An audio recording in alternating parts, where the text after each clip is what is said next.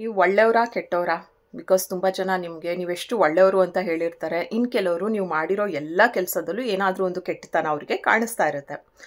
ಹೊರಗಿಂದ ಬರೋ ಜಡ್ಜ್ಮೆಂಟ್ ಬೇಡ. ಬಿಕಾಸ್ ನಮ್ಮನ್ನ ಹೇಗೆ ಜಡ್ಜ್ ಮಾಡ್ತಾರೆ ಗೊತ್ತಾ? ನಾವು ಹಾಕಿರೋ ಬಟ್ಟೆ, ನಮ್ಮ ಪ್ರೊಫೆಷನ್, ನಾವು ಮಾತಾಡೋ ರೀತಿ, ಇದನ್ನೆಲ್ಲ ನೋಡಿ ಜಡ್ಜ್ ಮಾಡ್ತಾರೆ. ಬಟ್ ನಾವೇನು ಅಂತ ನಮಗೆ ಗೊತ್ತಿರಬೇಕು. ಈ ಒಂದು ಕಾನ್ಸೆಪ್ಟ್ ನಾನು ಉಪೇಂದ್ರ ಮೂವಿ ಥರ ಈ ವಿಡಿಯೋದಲ್ಲಿ ತುಂಬ ನಾನು ಬರುತ್ತೆ. ಈ ಒಂದು ಟಾಪಿಕ್ ಯಾರ್ಯಾರಿಗೆ ಇಷ್ಟ ಇದೆ ವಿಡಿಯೋನ ಪೂರ್ತಿಯಾಗಿ ನೋಡಿ ಹಾಗೂ ಬೇರೆಯವ್ರಿಗೆ ಶೇರ್ ಮಾಡೋದನ್ನು ಮರಿಬೇಡಿ. ದಿ ಫಸ್ಟ್ ಥಿಂಗ್ ನಾನು ಅಂತ ನಾವು ತಿಳ್ಕೋಬೇಕು. ಯಾಕಂದರೆ ಈ ಜರ್ನಿ ಆಫ್ ಲೈಫಲ್ಲಿ ನಮ್ಗೆ ಏಜ್ ಆಗ್ತಿದ್ದಂಗೆ ನಮ್ಗೆ ಈ ಪ್ರಶ್ನೆ ಬಂದೇ ಬರುತ್ತೆ. ನಾನು ಹೇಗೆ ಬದುಕಿದ್ದೀನಿ, ನನ್ನ ಭಾವನೆಗಳೇನು, ನಂಗೆ ಏನೇನು ಆಲೋಚನೆಗಳು ಬರುತ್ತೆ, ಇದೆಲ್ಲ ಸಣ್ಣ ಸಣ್ಣ ಪ್ರಶ್ನೆಗಳು ನಿಮ್ಮ ಮನಸ್ಸಿಗೆ ಬಂದೇ ಬರುತ್ತೆ. ಇದನ್ನ ಹೇಗೆ ಕಂಡಿಡ್ಕೊಳ್ಳೋದು ಅಂದರೆ ಪ್ರತಿಯೊಂದು ಸಿಚುವೇಶನಲ್ಲೂ ನಾವು ಸೆಲ್ಫ್ ಅನಾಲಿಸಿಸ್ ಮಾಡ್ಕೋಬೇಕು. ಎರಡು ಎಕ್ಸಾಂಪಲ್ ಇದಕ್ಕೆ ಹೇಳಬೇಕಂದ್ರೆ, ನೋಡಿ, ನಿಮ್ಮ ಕಾಲೇಜಲ್ಲಿ ಒಂದು ಎಥ್ನಿಕ್ ಡೇ ಇದೆ ಅಂತ ಅನ್ಕೊಳ್ಳಿ. ನಿಮ್ಮ ಬೆಸ್ಟ್ ಫ್ರೆಂಡ್, ನೀವು ಎಷ್ಟೋ ಕಷ್ಟ ಸುಖನ ಶೇರ್ ಮಾಡಿರ್ತೀರ. ಆ ಒಂದು ಪರ್ಟಿಕ್ಯುಲರ್ ಡೇ ಅವರು ಬಹಳನೇ ಚೆನ್ನಾಗಿ ಕಾಣಿಸ್ತಾ ಇರ್ತಾರೆ ನಿಮ್ಮನ್ನ ಕಂಪೇರ್ ಮಾಡಿದ್ರೆ. ಆ್ಯಂಡ್ ಸುಮಾರು ಜನ ಬಂದು ಅವ್ರಿಗೆ ಕಾಂಪ್ಲಿಮೆಂಟ್ಸ್ ಕೊಡ್ತಾ ಇದ್ದಾರೆ ಅಂದಾಗ ನೀವು ಮೇಲಿಂದ ಮೇಲೆ you will be happy for her, ಅಥವಾ ನೀವು ತುಂಬ ಚೆನ್ನಾಗಿ ಕಾಣ್ತಿದ್ಯಾ ಅಂತ ಹೇಳ್ತೀರಾ. ಬಟ್ ಆ ಸಿಚುವೇಶನಲ್ಲಿ ನಿಮ್ಮ ಮನಸ್ಸಿಗೆ ನೀವು ಕೇಳ್ಕೋಬೇಕು, ನಾನು ನಿಜವಾಗ್ಲೂ ಅವ್ಳು ಚೆನ್ನಾಗಿ ಕಾಣಿಸ್ತಿದ್ದಾಳೆ ಅಂತ ಖುಷಿಯಾಗಿದ್ದೀನಾ, ಅಥವಾ ನನ್ನ ಮನಸ್ಸಲ್ಲಿ ಎಲ್ಲೋ ಒಂದು ಜೆಲಸಿ ಫೀಲ್ ಇದೆಯಾ, ನನಗೆ ಬೇಜಾರಾಗ್ತಿದ್ಯಾ ಈ ಒಂದು ಕಾಂಪ್ಲಿಮೆಂಟ್ಸ್ ಅವಳಿಗೆ ಸಿಗ್ತಾ ಇದೆ ಅಂತ ನೀವು ಕೇಳ್ಕೊಂಡಾಗ ಆ ಪ್ರಶ್ನೆಗೆ ನಿಮಗೆ ಆನ್ಸರ್ ಸಿಗುತ್ತೆ. ಇಲ್ಲ ಅಂದರೆ ಹೊರಗಿನ ಒಂದು ಇಮೇಜ್ ಇರುತ್ತಲ್ಲ ನಮಗೆ, ಇವರಿಬ್ರು ಎಷ್ಟು ಒಳ್ಳೆ ಬೆಸ್ಟ್ ಫ್ರೆಂಡ್ಸ್, ಇವರು ಒಬ್ರಿಗೊಬ್ರಿಗೆ ಒಳ್ಳೇದನ್ನೇ ಯೋಚನೆ ಮಾಡ್ತಾರೆ, ಈ ಎಲ್ಲ ಇಮೇಜಿಂದ ನಾವು ಆ ಥಾಟ್ನ ಸೈಡಲ್ಲಿಟ್ಟು ಇಲ್ಲ ನಾನು ಖುಷಿಯಾಗಿದ್ದೀನಿ, I am happy for her ಅನ್ನೋ ಒಂದು ಫೇಕ್ ಇಮೇಜಲ್ಲಿ ನೀವು ನಿಮಗೆ ಹೇಳ್ಕೊಳ್ತೀರಲ್ವಾ, ಆವಾಗ ನಿಮ್ಮನ್ನ ನೀವು ತಿಳ್ಕೊಳ್ಳೋದಕ್ಕೆ ಸಾಧ್ಯ ಇಲ್ಲ. ಆ ಥಾಟ್ ಏನು ಸತ್ತೋಗ್ಬಿಡೋದಿಲ್ಲ, ಇನ್ನೊಂದು ದಿವಸ ಇನ್ನೊಂದು ರೀತಿಯಲ್ಲಿ ಅದು ದೊಡ್ಡದಾಗಿನೇ ಬರ್ಬೋದು. ಯಾವಾಗಲೂ ನಮ್ಮ ನೆಗೆಟಿವ್ ಥಾಟ್ಸ್, ನಮಗೆ ಏನೇನು ಕೆಟ್ಟ ಆಲೋಚನೆಗಳು ಬರುತ್ತಲ್ಲ ಅದನ್ನ ನಾವು ರೆಕಗ್ನೈಸ್ ಮಾಡಬೇಕು. ಇನ್ನೂ ಒಂದು ಉದಾಹರಣೆ ಕೊಡ್ತೀನಿ. ಒಂದು ಹುಡುಗನಿಗೆ ಬಹಳ ಒಳ್ಳೆ ಇಮೇಜ್ ಇರುತ್ತೆ, ಪೂಜೆ ಪುರಸ್ಕಾರ ಮಾಡ್ತಾನೆ, ಎಲ್ಲ ಹೆಣ್ಮಕ್ಳು ಅಕ್ಕ ತಂಗಿ ರೀತಿ ನೋಡ್ತಾನೆ ಅಂತ.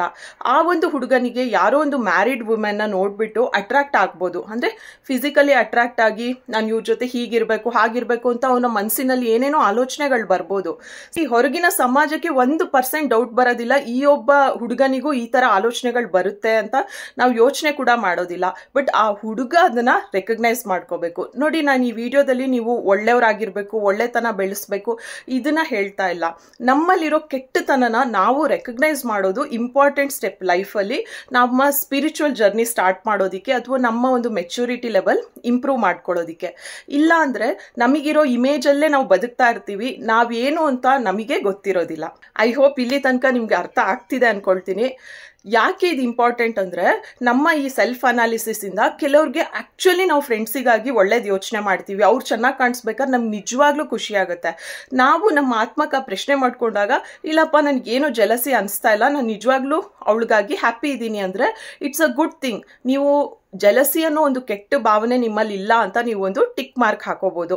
ಹಾಗೆ ಒಂದು ಹುಡುಗ ಹೊರಗೆ ಅವ್ನಿಗೆ ಏನೇ ಇಮೇಜ್ ಇರಲಿ, ಅವ್ನು ಕೆಟ್ಟವನಿರ್ಬೋದು ಒಳ್ಳೆಯವನಿರ್ಬೋದು ಏನೇ ಇರ್ಬೋದು, ಯಾವುದೋ ಒಂದು ಮದುವೆ ಆದ ಹೆಂಗಸು ಅಥವಾ ಯಾರೋ ಒಂದು ತಂಗಿ ಸ್ಥಾನದಲ್ಲಿರೋರ ಬಗ್ಗೆ ನನಗೆ ಯಾವುದೇ ಕೆಟ್ಟ ಆಲೋಚನೆ ಇಲ್ಲಪ್ಪ, ನನ್ನ ಮನಸ್ಸಿಗೆ ನಾನು ಆ ಕ್ವೆಶನ್ ಕೇಳ್ತೀನಿ, ಬೇರೋ ನನ್ನ ಬಗ್ಗೆ ಏನಾದರೂ ಅನ್ಕೊಳ್ಳಿ ಅಂತ ಅವ್ನು ಸೆಲ್ಫ್ ಅನಾಲಿಸಿಸ್ ಮಾಡಿದಾಗ ಓಕೆ ಗುಡ್, ಈ ಥರ ನೆಗೆಟಿವ್ ಥಾಟ್ಸ್ ನಂಗೆ ಬರಲ್ಲ ಅಂತ ಅವರು ಟಿಕ್ ಮಾರ್ಕ್ ಹಾಕೋಬಹುದು. ಹೀಗೆ ಪ್ರತಿಯೊಂದು ಸಿಚುವೇಶನಲ್ಲೂ ಇದನ್ನ ನಾವು ಅಪ್ಲೈ ಮಾಡ್ತಾ ಹೋದಾಗ ನಾವು ಎಷ್ಟು ಒಳ್ಳೆಯವರು ಕೆಟ್ಟವರು ಅಂತ ನಮಗೆ ಒಂದು ಕ್ಲಾರಿಟಿ ಇರುತ್ತೆ. ಸಂಕ್ಷಿಪ್ತವಾಗಿ ನಾನು ಅಂದ್ರೆ ಏನು ಅಂತ ತಿಳ್ಕೊಂಡಿದ ನಂತರ ಕರ್ಮಕ್ಕೆ ಬರೋಣ. ಕರ್ಮ ಈ ಒಂದು ಸಣ್ಣ ಪದದಲ್ಲಿ ಬಹಳ ಶಕ್ತಿ ಇದೆ. ಇದನ್ನ ಸುಮಾರು ಜನ ಅರ್ಥ ಮಾಡ್ಕೊಂಡಿರ್ತಾರೆ, ಅದ್ರ ಪ್ರಕಾರ ಜೀವನ ನಡೆಸ್ತಾ ಇರ್ತಾರೆ, ಅವರಿಗೆ ಅದರ ಬೆಲೆ ಗೊತ್ತು. ಕರ್ಮದ ಮೇನ್ ಕಾನ್ಸೆಪ್ಟ್ ಅಂತ ಬಂದಾಗ ಎಲ್ಲರೂ ತಿಳ್ಕೊಂಡಿರ್ಬೇಕು, ಇಲ್ಲಿ ನಾವು ಏನು ಬೇರೆಯವ್ರಿಗೆ ಕೊಡ್ತೀವಿ ಅದೇ ನಮಗೆ ವಾಪಸ್ ಬರುತ್ತೆ. ಇದು ಪ್ರತಿಯೊಬ್ಬರಿಗೂ ಗೊತ್ತಿರೋ ವಿಚಾರ. ಬಟ್ ಅದು ಎಷ್ಟು ಸತ್ಯ ಅಂತ ಹೇಳಿದ್ರೆ, ನೀವು ಬೇರೆಯವ್ರಿಗೆ ಕೆಟ್ಟ ಇಂಟೆನ್ಷನ್ ಇಂದ ಏನೋ ಒಂದು ಮಾಡ್ತಾ ಇದ್ದೀರಾ, ಅದು ನಿಮ್ಮ ಆಲೋಚನೆಗಳಲ್ಲಿರ್ಬೋದು ಅಥವಾ ಆಕ್ಷನಲ್ಲಿ ಇರ್ಬೋದು, ಅದು ನಿಮಗೆ ವಾಪಸ್ ಬಂದೇ ಬರುತ್ತೆ. Be ready. ನೀವು ಅದನ್ನೆಲ್ಲ ತಗೊಳ್ಳೋ ಶಕ್ತಿ ನಿಮ್ಮಲ್ಲಿ ಇದ್ರೆ ಮಾತ್ರ ಬೇರೆಯವ್ರಿಗೆ ಕೆಟ್ಟದನ್ನ ಯೋಚನೆ ಮಾಡಿ. ನಿಮಗೆ ಅದನ್ನ ತಡೆಯೋಕ್ಕಾಗೋದಿಲ್ಲ, ನಿಮ್ಮ ಜೀವನದಲ್ಲಿ ಆ ಘಟನೆ ನಡೆದ್ರೆ ಸಹಿಸ್ಕೊಳ್ಳೋದು ಶಕ್ತಿ ನಿಮ್ಗಿಲ್ಲ ಅಂದ್ರೆ ಈ ಒಂದು ದುಸ್ಸಾಹಸಕ್ಕೆ ಕೈ ಹಾಕೋದಿಕ್ಕೆ ಹೋಗಬೇಡಿ. ಕರ್ಮ ಅನ್ನೋದು ನಮ್ಮಲ್ಲಿರೋ ಇಂಟೆನ್ಷನ್ಗಳು. ಈಗ ಕೆಟ್ಟದ್ದು ಒಳ್ಳೇದು ಎರಡನ್ನೂ ಹೇಳ್ತೀನಿ. ಈಗ ಕೆಟ್ಟದ್ದು, ನೀವು ಯಾರೋ ಒಬ್ಬರಿಗೆ ಒಂದು ಮೋಸ ಆಗಲಿ ಅಂತ ಹೇಳ್ಬಿಟ್ಟು ಅವ್ರಿಗೇನೋ ಒಂದು ತೊಂದರೆ ಕೊಡ್ತೀರಾ. ಬಟ್ ಅವ್ರಿಗೆ ಮೋಸ ಆಗೋದಿಲ್ಲ, ಅವ್ರಿಗೆ ಅದರಿಂದ ಏನೂ ತೊಂದರೆ ಆಗೋದಿಲ್ಲ, ಅವ್ರು ಆರಾಮವಾಗೇ ಇರ್ತಾರೆ ಅಂದರೆ ಅವ್ರಿಗೆ ತೊಂದರೆ ಆಗಿಲ್ಲ ಅಂದ ತಕ್ಷಣ ನಿಮಗೆ ಅದು ಬ್ಯಾಡ್ ಕರ್ಮ ಆಗೋದಿಲ್ಲ ಅನ್ಕೋಬೇಡಿ, ಅದು ನಿಮ್ಮ ಬ್ಯಾಡ್ ಕರ್ಮ ಲಿಸ್ಟಲ್ಲಿ ಬಂದೇ ಬರುತ್ತೆ. ಇನ್ನು ಗುಡ್ ಕರ್ಮನೂ ಅಷ್ಟೇ.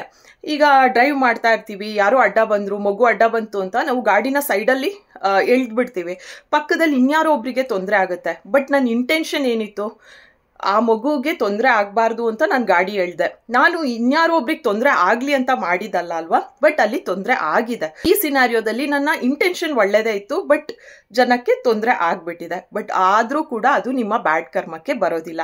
ಈ ಒಂದು ಕಾನ್ಸೆಪ್ಟ್ನು ಕೂಡ ನಾವು ಚೆನ್ನಾಗಿ ಅರ್ಥ ಮಾಡ್ಕೋಬೇಕು. ತುಂಬ ಸಲ ನಾವು ಹೇಳ್ತೀವಿ, ಅಯ್ಯೋ ನಾನು ಒಳ್ಳೆ ಉದ್ದೇಶದಿಂದ ಅವಳಿಗೆ ಹೇಳಕ್ ಹೋದೆ, ಅವಳು ನನ್ನ ಬಗ್ಗೆನೇ ಕೆಟ್ಟದ್ದು ತಿಳ್ಕೊಂಡ್ಲು, ಈಗ ನನ್ನನ್ನೇ ದೂರ ಮಾಡಿದಾಳೆ. ಇದಕ್ಕೆಲ್ಲ ನೀವು ಕೊರಗಬಾರ್ದು.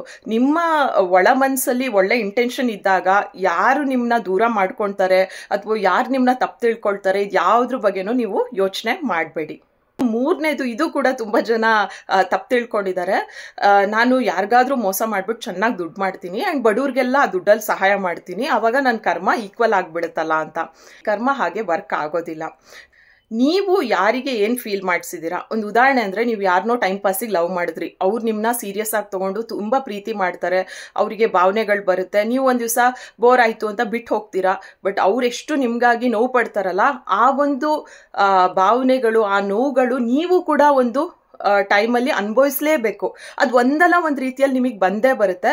ಅದು ಸೇಮ್ ಫೀಲಿಂಗ್ ನೀವು ಅನುಭವಿಸಿದಾಗಲೇ ಆ ಕರ್ಮ ನಿಮಗೆ ನ್ಯೂಟ್ರಲೈಸ್ ಆಗೋದು.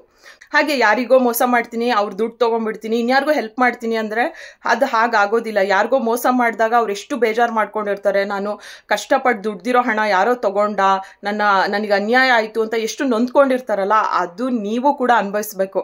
ಇನ್ಯಾರಿಗೋ ಸಹಾಯ ಮಾಡಿದ ತಕ್ಷಣ ಅದು ಸರಿ ಹೋಗೋದಿಲ್ಲ.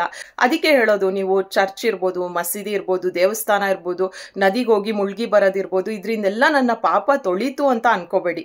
ಅದು ಪಾಪ ತೊಳೆಯೋದಕ್ಕಾಗಿ ಹೋಗೋದಲ್ಲ ನೀವು. ಸೊ ಹಾಗಿದ್ರೆ ಆ ಜಾಗಕ್ಕೆಲ್ಲ ಹೋಗೋದು ವೇಸ್ಟಾ ಅಥವಾ ನದಿಯಲ್ಲಿ ಮುಳುಗೋದೇ ವೇಸ್ಟಾ ಅಂತ ಹೇಳಿದ್ರೆ ಇಲ್ಲ. ದೇವ್ರನ್ನ ನಂಬದೇ ಇರೋರ್ದೇ ನಾನು ಹೇಳ್ತೀನಿ. ಆತ್ಮಸಾಕ್ಷಿ ಅಂತ ಅಂತೂ ಎಲ್ಲರಿಗೂ ಇದ್ದೇ ಇರುತ್ತೆ, ಅದೇ ನಮ್ಮ ದೇವರು ಅಂತಾನೆ ಅನ್ಕೊಳ್ಳೋಣ. ಒಂದಲ್ಲ ಒಂದು ದಿವಸ ನಾವು ಮಾಡಿರೋ ಎಲ್ಲ ಕಾರ್ಯಗಳು ಅಥವಾ ಎಲ್ಲ ಇಂಟೆನ್ಷನ್ಗಳು ನೆನಪಾದಾಗ ಕೆಲವೊಮ್ಮೆ ಪಶ್ಚಾತ್ತಾಪ ಫೀಲ್ ಆಗುತ್ತೆ. ಆ್ಯಂಡ್ ನಾವು ಇದರ ದೇವ್ರ ಹತ್ರ ಹೋಗ್ಬೋದು, ಇಲ್ಲ ನಮಗೆ ನಾವೇ ಹೇಳ್ಕೊಬೋದು, ದೇವ್ರೆ ಈ ಥರ ನೋವು ಕೊಟ್ಟಿದ್ದೀನಿ, ಒಂದಲ್ಲ ಒಂದು ದಿವಸ ನೋವು ನಾನು ಅನುಭವಿಸ್ಬೇಕಾದ್ರೆ ಅದನ್ನ ತಡ್ಕೊಳ್ಳೋ ಶಕ್ತಿ ನನಗೆ ಕೊಡಪ್ಪ, ಅದರ ಇಂಟೆನ್ಸಿಟಿ ಕಮ್ಮಿ ಮಾಡಪ್ಪ ಅಂತ ಬೇಡ್ಕೊಳ್ಳೋದಕ್ಕೆ ನೀವು ಆ ಒಂದು ಮಾರ್ಗನ ಹಿಡಿಬೋದು. ನಾನು ಅಂದ್ರೆ ಏನು ಅಂತ ಗೊತ್ತಾಯ್ತು, ಕರ್ಮ ಅಂದ್ರೆ ಏನು, ನೆಕ್ಸ್ಟ್ ಪ್ರೀತಿ ಅಂದ್ರೆ ಏನು. ಪ್ರೀತಿ ಅನ್ನೋದ್ರಲ್ಲಿ ಬಹಳಷ್ಟು ಪ್ರೀತಿಗಳಿದೆ. ತಾಯಿ ಮಗು ಪ್ರೀತಿ ಇರ್ಬೋದು, ಅಣ್ಣ ತಮ್ಮಂದ್ರು ಪ್ರೀತಿ ಇರ್ಬೋದು, ಅದ್ರ ಬಗ್ಗೆ ನಾ ಮಾತಾಡಲ್ಲ, ಯಾಕಂದ್ರೆ ಅಲ್ಲಿ ರಕ್ತ ಸಂಬಂಧ ಇರುತ್ತೆ. ಗಂಡ ಹೆಂಡತಿ ಅನ್ನೋ ಒಂದು ಪ್ರೀತಿ, ಅಲ್ಲಿ ಯಾವುದೇ ರೀತಿ ರಕ್ತ ಸಂಬಂಧ ಇರೋದಿಲ್ಲ ಅಲ್ವಾ. ಅಲ್ಲಿ ವಾಟ್ ಈಸ್ ಟ್ರೂ ಲವ್ ಅಂತ ಒಂದು ಕ್ವೆಶನ್ ಬಂದಾಗ, ಬಿಕಾಸ್ ಇತ್ತೀಚೆಗೆ ನಾವು ಇಷ್ಟೊಂದು ಬ್ರೇಕಪ್ ನೋಡ್ತೀವಿ, ಮದುವೆ ಆಗ್ತಾರೆ, ಬೇಗ ಡೈವರ್ಸ್ ಆಗ್ತಾರೆ, ಯಾರು ಕೂಡ ಜಾಸ್ತಿ ಟೈಮು ಒಂದು ಸಂಬಂಧದಲ್ಲಿ ವೇಸ್ಟ್ ಮಾಡೋದಿಲ್ಲ, ಚೆನ್ನಾಗಿಲ್ವಾ ಬಿಟ್ಬಿಡ್ತಾರೆ ಎಲ್ಲರೂ. ಬಟ್ ಟ್ರೂ ಲವ್ ಅನ್ನೋದು ಹೇಗಂದ್ರೆ, ನಾವು ಪ್ರೀತಿ ಮಾಡಬೇಕಾದ್ರೆ, ಮದುವೆ ಮಾಡ್ಕೋಬೇಕಾದ್ರೆ ಆ ಒಂದು ವ್ಯಕ್ತಿಯ ಬೆಸ್ಟ್ ವರ್ಷನಲ್ಲೇ ಆಗ್ಬೋದು. ನೋಡೋದಿಕ್ಕೆ ಚೆನ್ನಾಗಿರ್ಬೋದು, ಫೈನಾನ್ಷಿಯಲಿ ಚೆನ್ನಾಗಿರ್ಬೋದು, ತುಂಬ ಹೆಲ್ದಿ ಆಗಿರ್ಬೋದು. ಬಟ್ ಆ ಜರ್ನಿ ಆಫ್ ಲೈಫಲ್ಲಿ ಒಂದನ್ನೇ ಕಳ್ಕೊಳ್ತಾ ಹೋಗ್ಬೋದು. ಅವರ ಫೈನಾನ್ಷಿಯಲಿ ಲಾಸ್ ಆಗ್ಬೋದು, ಅವ್ರ ಹೆಲ್ತ್ ಹಾಳಾಗ್ಬೋದು, ಅವ್ರು ನೋಡೋದಕ್ಕೆ ಚೆನ್ನಾಗಿ ಕಾಣಿಸ್ದೇನೆ ಇರ್ಬೋದು ಏಜ್ ಆಗ್ತಿದ್ದಂಗೆ ಅಲ್ವಾ. ಆ ಸಮಯದಲ್ಲೂ ನಮಗೆ ಶುರುವಲ್ಲಿ ಅವ್ರ ಮೇಲಿದ್ದ ಪ್ರೀತಿ ಹಾಗೆ ಇದ್ದರೆ ಅದು ಟ್ರೂ ಲವ್. ಇದಕ್ಕೆ ಬೆಸ್ಟ್ ಉದಾಹರಣೆ ಏನಂದರೆ, ನಾನು MBBS ಅಲ್ಲಿ ನೋಡಿದ ಫಸ್ಟ್ ಮೂವಿ ನೆನಪಿರಲಿ ಅಂತ, ಅದರಲ್ಲಿ ಒಂದು ಸಾಂಗ್ ಬರುತ್ತೆ, ಓರೆಗಳನ್ನು ಕೋರೆಗಳನ್ನು ಮನ್ನಿಸಿ ಮುದ್ದಿಸಿ ಎಲ್ಲ ಸುಂದರವೆಂದು ನೋಡೋ ಒಳಗಣ್ಣೆ ಪ್ರೀತಿ. ಎಷ್ಟು ಚೆನ್ನಾಗಿದೆ ಅಲ್ಲ ಈ ಲೈನು. ಹಾಗೆ ಎಲ್ಲ ಇಂಪರ್ಫೆಕ್ಷನ್ಸ್, ಫ್ಲಾಸ್ ಎಲ್ಲ ಇದ್ರೂ ಆ ವ್ಯಕ್ತಿ ಮೇಲೆ ನನಗೆ ಅದೇ ಪ್ರೀತಿ ಇದೆ ಅಂದರೆ, ಅವನಿಂದ ನಮಗೆ ಯಾವುದೇ ರೀತಿ ಬೆನಿಫಿಟ್ಸ್ ಇಲ್ಲ. ಒಂದು ಟೈಮಲ್ಲಿ ಅವನಿಂದ ನಮಗೆ ಫೈನಾನ್ಷಿಯಲಿ ನಾವು ಸೆಕ್ಯೂರ್ ಫೀಲ್ ಆಗ್ತಿದ್ವಿ, ಅವ್ರ ಹೆಲ್ತ್ ಚೆನ್ನಾಗಿತ್ತು, ಅವ್ರು ನೋಡೋದಿಕ್ಕೆ ಚೆನ್ನಾಗಿದ್ರು, ಅವ್ರು ನಮ್ಮನ್ನ ಪ್ಯಾಂಪರ್ ಮಾಡ್ತಾಯಿದ್ರು, ಎಲ್ಲ ಮಾಡ್ತಿರ್ಬೋದು. ಈ ಒಂದು ಸಂದರ್ಭದಲ್ಲಿ ಅವ್ರ ಕೈಯಲ್ಲಿ ಅದು ಯಾವುದೂ ಇಲ್ಲ, ಅವ್ರು ನನಗೆ ಫೈನಾನ್ಷಿಯಲಿನೂ ಸಪೋರ್ಟ್ ಮಾಡೋಷ್ಟು ಸ್ಟೇಜಲ್ಲೂ ಇಲ್ಲ. ಆದರೂ ಅವ್ರ ಮೇಲೆ ಕೀಳರಿಮೆ ಬರದೆ ಅವ್ರ ಮೇಲೆ ಅದೇ ಪ್ರೀತಿ ನಮಗಿದೆ ಅಂತ ಹೇಳಿದ್ರೆ ಅದು ಟ್ರೂ ಲವ್. ಸೊ ಅಂಥ ಪ್ರೀತಿ ನಿಮ್ಮ ಜೀವನದಲ್ಲಿದ್ದರೆ ಅದನ್ನ ಕಳ್ಕೊಬೇಡಿ. ಚಿಕ್ಕ ಪುಟ್ಟ ವಿಚಾರಕ್ಕೆ ಸಂಬಂಧಗಳನ್ನ ಹಾಳು ಮಾಡ್ಕೋಬೇಡಿ. ಯಾವಾಗಲೂ 2 ರಿಲೇಷನ್ಶಿಪ್ ಇಲ್ವಾ, ಏರುಪೇರುಗಳೆಲ್ಲದೂ ದಾಟ್ಬಿಟ್ಟು ಒಬ್ರಿಗೊಬ್ರು ಹೊಂದಾಣಿಕೆಯಾಗಿ ಅಂಡರ್ಸ್ಟ್ಯಾಂಡಿಂಗ್ ಆದಮೇಲೆ ನಿಜವಾದ ಪ್ರೀತಿ ಶುರುವಾಗೋದು. ಶುರುನೇ ಫಸ್ಟ್ ನೋಡಿದ ತಕ್ಷಣನೇ ಫುಲ್ ಟ್ರೂ ಲವ್ ಇಂದನೇ ಸ್ಟಾರ್ಟ್ ಆಗೋದಿಲ್ಲ.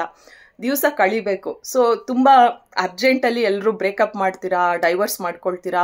ಇದೆಲ್ಲ ನನ್ನ ಪ್ರಕಾರ ತಪ್ಪು. ಸ್ವಲ್ಪ ಟೈಮ್ ಕೊಡಿ.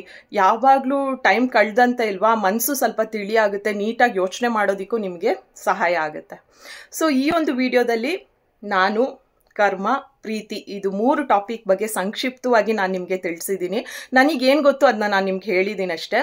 ಈ ಟಾಪಿಕ್ ಬಗ್ಗೆ ನಿಮಗೇನಾದರೂ ನಾಲೆಡ್ಜ್ ಇದ್ದರೆ ಸಣ್ಣದಾಗಿ ಕಮೆಂಟ್ ಸೆಕ್ಷನಲ್ಲಿ ತಿಳಿಸಿ. ಇದ್ರ ಬಗ್ಗೆ ಇನ್ನಷ್ಟು ವೀಡಿಯೋಸ್ಗಳನ್ನ ಮಾಡಬೇಕು ಅಂತ ಹೇಳಿದ್ರೆ ಕಮೆಂಟ್ ಸೆಕ್ಷನಲ್ಲಿ ಎಸ್ ಅಂತ ಕಮೆಂಟ್ ಮಾಡಿ.